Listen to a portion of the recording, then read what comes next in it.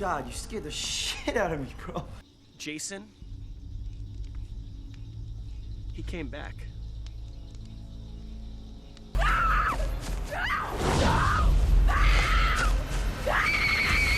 To be completely honest with all of you taking the time to watch this video, and I truly do appreciate your time, but I must admit that this was a moment in horror that I never thought that I would face.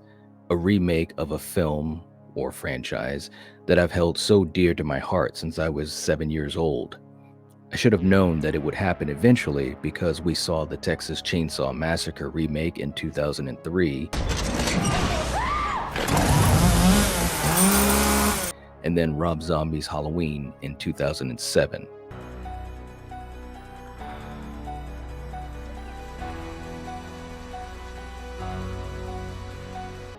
Once they got Michael Myers, the clock truly started to tick for Crystal Lake's favorite son. And sure as hell, 2 years later, we would get the Friday the 13th remake. In 2009, the reimagining, the reboot, whatever it wants to be called, is just semantics at this point, right?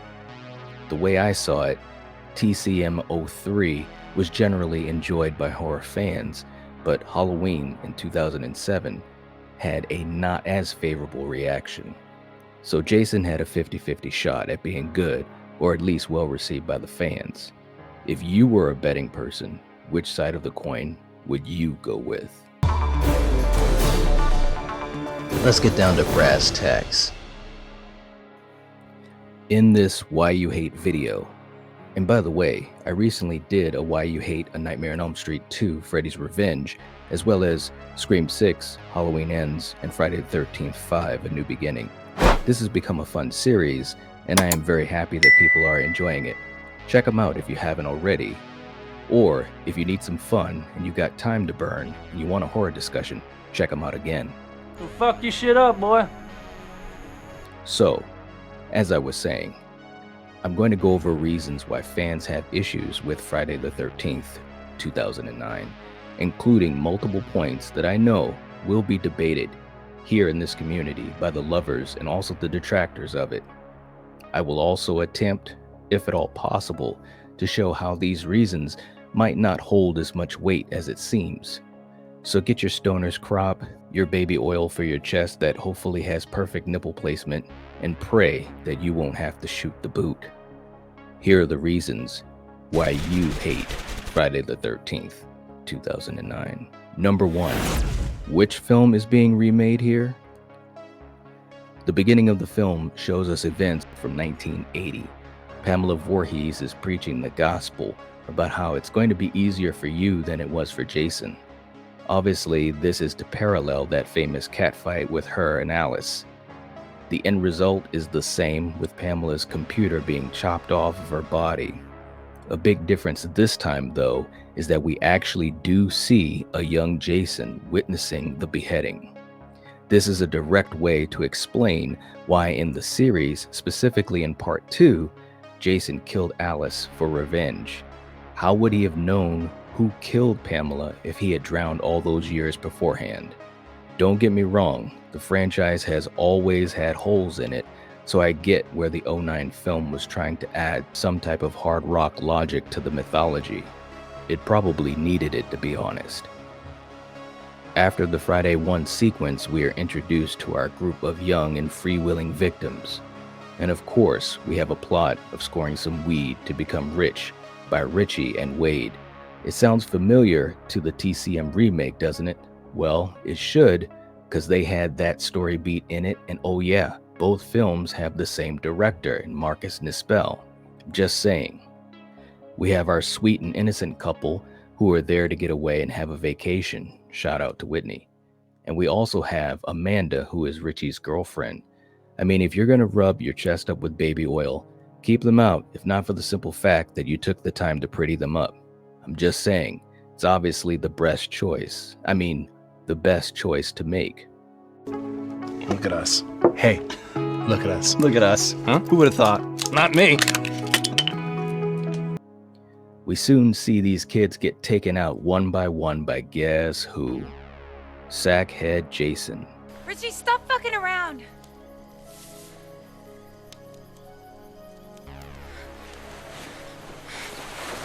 What?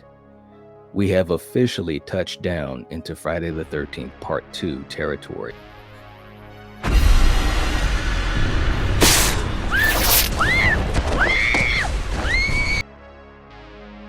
Sackboy's shack has been invaded. You don't mess with Jason's shack. Poor Amanda gets burned in the sleeping bag. Then it looks like Whitney is going to be toast. She's running through the forest. We can see the signs for Camp Crystal Lake. It's actually a well done scene with a lot of tension. When Whitney finally gets to where Richie is, and obviously seeing Amanda's burnt body, Jason comes to strike, kills Richie, and all we see is him lunging towards Whitney. Like, this was a very early design idea for the bagged head look. When he has his kind of loosely based on Part 2. But guess what? All of that, and I'm talking about 23 minutes, was just the pre-title sequence. Man, that is not cool. Now we can finally get into the movie with a brand new group of campers, including one of the Supernatural brothers. In this new stage of the story, Jason is going to get his hockey mask, so that checks Friday the 13th Part 3. But wait, there's more. We realize that in this new group of characters that Clay is searching for his missing sister Whitney. Sounds like Friday the 13th Part 4. Check, check, check, and check. And you blew it! You blew it! Number 2, Group Switcheroo. As mentioned in the first category, the first group we see is not the main group of the film. That's kind of too bad. They were there just as setup and pre-title fodder. What? Man, that is not cool. But here's the thing though, there are many fans that I've heard speak about this over the years that really enjoyed this group as much or even more than the main group. I can absolutely understand this take. The first group were fun and kind of less annoying than most of the second group. If there was a perfect balance, I would add the first group to the second and take away Lawrence, Chelsea, Nolan, and probably Trent. Although, wait a minute, Trent cracks me up when he screams like a girl. Help! We got officers down! Now listen! Listen to that girl. You go, girl. He's a real... The truth of the matter is, and I'm kind of joking, they could keep the characters of the second group, but just change up the script a little. The best entries in the Friday the 13th franchise have fun characters, characters that keep your attention and don't annoy you in a bad way. The beginning of the film had that vibe, but when introduced to the main group, it started to tank, and I mean tank faster than the hopes of Disney after the last Star Wars trilogy. Number 3, Survivalist Jason. His name was Jason. He was my son. This Jason has a very specific characterization that we have never seen in the franchise. One of the first decisions you have to make is he supernatural or isn't he? And if he's not supernatural, and he's always appearing in places, you have to root that in reality. That can be a recipe for greatness or for ridiculousness. And I'm looking at you, Jason Goes to Hell. You know it's true. We see this home, shack, pad, stronghold, whatever you want to call it. We have to realize he specifically survived in the wilderness all of these years since he was a kid and saw Pamela get killed. He is a hunter, a mountain man, a fisherman, a samurai. You get the point. But probably the biggest thing is he has traps and trap doors all over the place, all over the camp. Camp Crystal Lake is literally his playground. It kind of answers some age-old questions as far as how he's able to be here and then there so quickly. We felt that the easiest way to do that was that there are tunnels under this camp, and that's how things happen. Not that this Jason would have much issue, because this one runs. And I mean, he runs fast. This is the most formidable version of the character if you think about it. Derek Mears, who plays Jason, said that he put his mindset into that of a hunter, and you can definitely see it in the way he portrays Jason Voorhees. I've heard many people say that they're not big on this interpretation. Jason isn't a hunter. He doesn't have a lair. Well, my response is, well, where does he stay in the original films? Why wouldn't he have traps for people? Why wouldn't he be able to move around the woods so easily? I mean, does he just stand by a tree and wait for camping season each year to kill campers? I don't think so. Number 4, the characters. Could this film have the worst group of characters in the franchise? Is it possible? And you blew it! You blew it! And I'm not only talking about Trent, but speaking of Trent, is he not ridiculous? Credit to Travis Van Winkle for being so unlikable in this role and as a foil to Jared Padalecki's character of Clay. Trent is a rich, smug, self-centered douche. Yay. Now, of course, there have been a bunch of asshole characters in the Friday the 13th films. You can count a bunch of them. And also characters that were very annoying. There's a bunch of them. But this guy, he is a champ. You got perfect nipple placement, baby. The thing of it is even if you have an asshole character, you want them to still stand out in some type of entertaining way. And there could be many ways to do that. Trent just didn't seem to check any of those boxes except just being a jerk. Bree is okay, but still, nothing is being brought beyond stealing someone's man and the perfect placement. Lawrence made the stupidest choice ever to go toe-to-toe with Jason with kitchenware. What in the Pamela Voorhees are we doing here? Nolan and Chelsea are absolutely forgettable except for their respective kills, and at least they'll get credit for that. It was a great kill on the water, and then of course underneath of the dock when Jason is walking over top of Chelsea.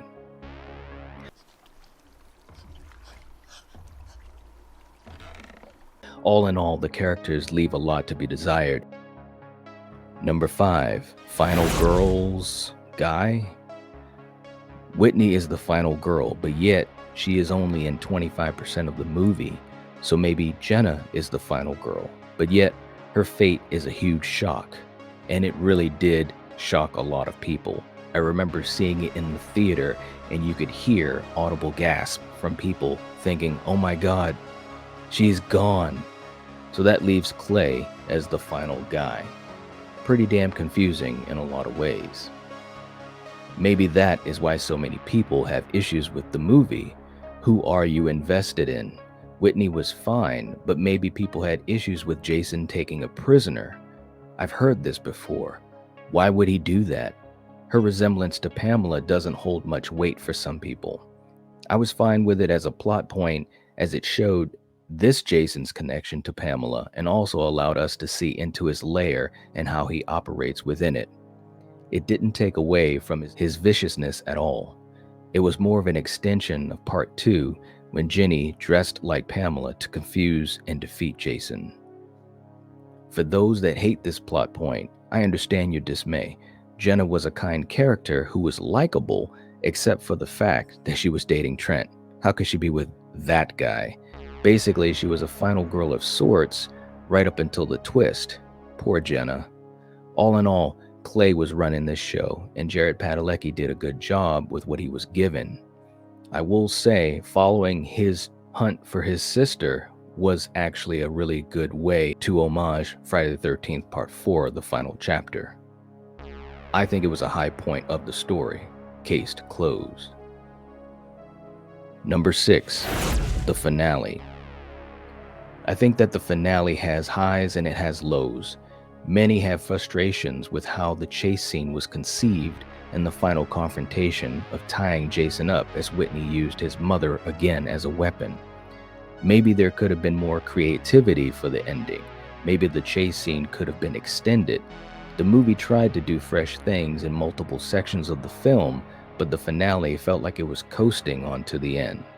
This is especially true when you compare this ending to parts 1, 2, 3, 4, 5, 6, 7. You get the point. Part 3's ending, in particular, the chase and confrontation with Chris, is absolutely underrated in my opinion. It's one of the best in horror, let alone this franchise. You really felt the tension as Chris was trying to escape Jason, and Richard Brooker's portrayal of the character was fantastic. His physicality is almost unmatched. Part 4 has as much tension in the chase. It has huge stakes also because of a kid's involvement, Tommy Jarvis, and a magnificent kill of Jason by the great Tom Savini. When you look at Friday the 13th Part 7, The New Blood, that was a great showdown of showdowns. Tina versus Jason, with amazing stunts being performed by Kane Hodder in his first outing as Jason, including a fire burn that at one point was one of the longest on film. I think the 2009 film should have seen what these films were able to bring and get inspiration to do better. Coming up short stings, and that for me is pretty inexcusable. You want your finale to be full of tension, you want your audience to be on the edge of their seat, and you want them to feel entertained by what they see, not feeling like they were let down. The final stinger with Jason coming up to grab Whitney, it's okay, but it's nowhere near the effectiveness of the OG. In the original Friday the 13th, you had Alice, who had had a great finale with Pamela Voorhees, a great confrontation, aka the cat fight of the century. And then when she finally finds a way to get away from the camp on the boat, she wakes up to a serene, beautiful setting, and the music by Harry Manfredini also helped to give this scene so much life. The peacefulness was extended for so long that you really bought into it. And then that's when Jason came up out of the water. In the 2009 version, that moment is so fast that you almost don't get a chance to appreciate the fact that they quote unquote killed Jason beforehand. At the end of the day though, Friday the 13th, 2009, it happened, and we as fans have to deal with it in our own way. Was it a good choice to have multiple entries in the franchise homaged, or should they have gone with just one of the stories, or maybe something even more original? That's a question that you have to ask yourself. It's also a question that only you can answer. As always, this video is not here to make you love Friday the 13th or to hate it. It's simply a discussion to highlight the history and aspects of it and what fans talk about. So what do you think? Are you a fan of Friday the 13th, 2009? If so, tell us why. If not, let's discuss why you hate Friday the 13th. If you haven't hit the like button for more content, please do. If you're not subbed to the Nightwatch Zone, this is the time to do it, and become part of this fantastic movie community where you'll never love and talk about movies the same. If you like this video, check out some of my other Why You Hate videos and other content here, and I'll see you there. If you're watching this, if you're listening to this, you are the Nightwatch. Peace.